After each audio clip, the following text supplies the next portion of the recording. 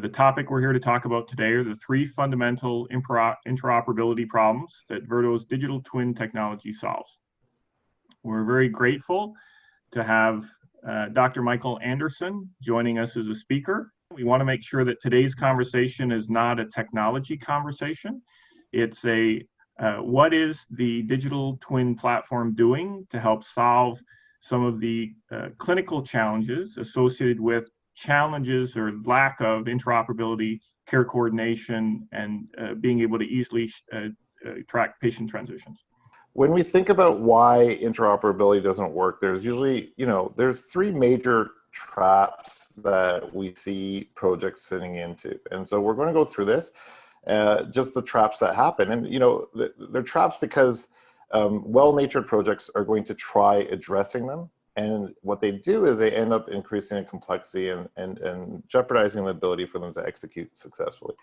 So the first trap is that you need to consolidate all patient data into one place. And one of the fears and the challenges we have is that I want to have access to all the info I need. And we struggle with silos that don't talk well with each other. So unfortunately, the truth is that in the last 15 years, I haven't seen a whole lot of change. So there was, I think we had this notion that as soon as we had some single repository with all the information, the world would change.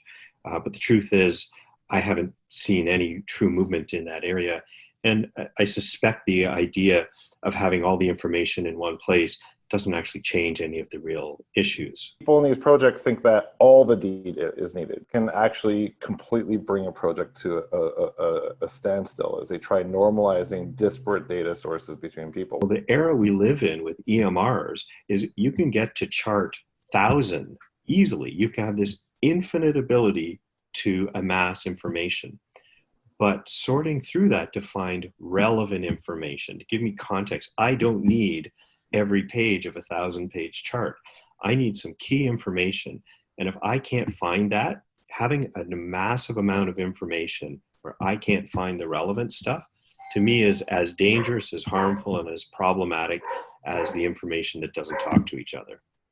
When there's like these projects that need collaboration and coordination between non-standards. So let's take integrated hip and knee surgery, for example, where home care is working with acute care. You see this gravitation where people are like, okay, we have to use the same interface, right? And they drive it to it, or they try bringing someone onto an EMR.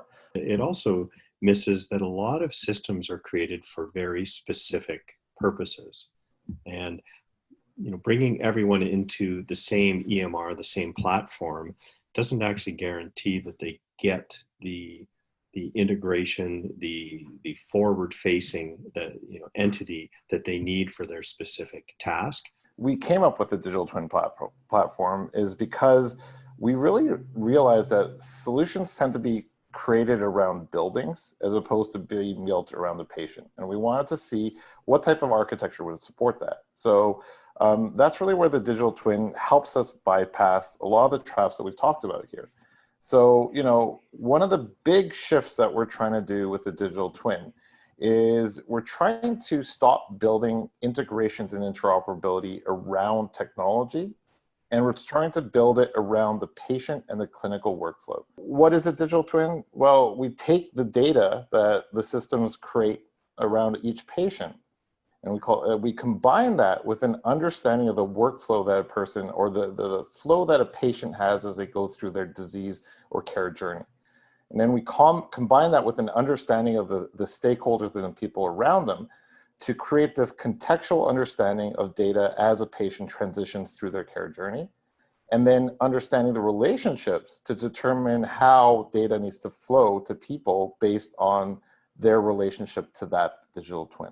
And what this platform lets us do is it lets us actually build extremely tuned, configurable digital pathways that follow specific clinical workflows without having to change the underlying technology that drives the entire system.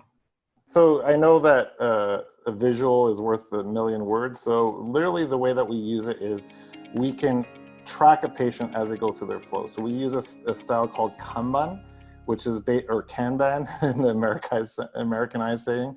but you can basically drag a person and make them go through their flow. This is an active screen, so whoever's logged in can see the same information. And then you can also click on the record to see any information that you have about them. So you can see information about their circle of care. You can see any type of forms that we've aggregated. And so the whole point is this, you know, the thing that we work on, our solution can work in either this mode where you can see the pathway, but a lot of our customers actually work in a headless mode where we just support the existing EMRs and systems that they have behind the scenes. And so when you see a person get discharged from here, you could be in your EMR and you'd simply see a care plan be updated or a new record come into your EMR from our system. So that's just a quick summary. If you have more questions, and if you'd like a personal conversation or demonstration, please contact us below. Having said that, I'm going to thank everybody for their time. Really appreciate it, and have an excellent day.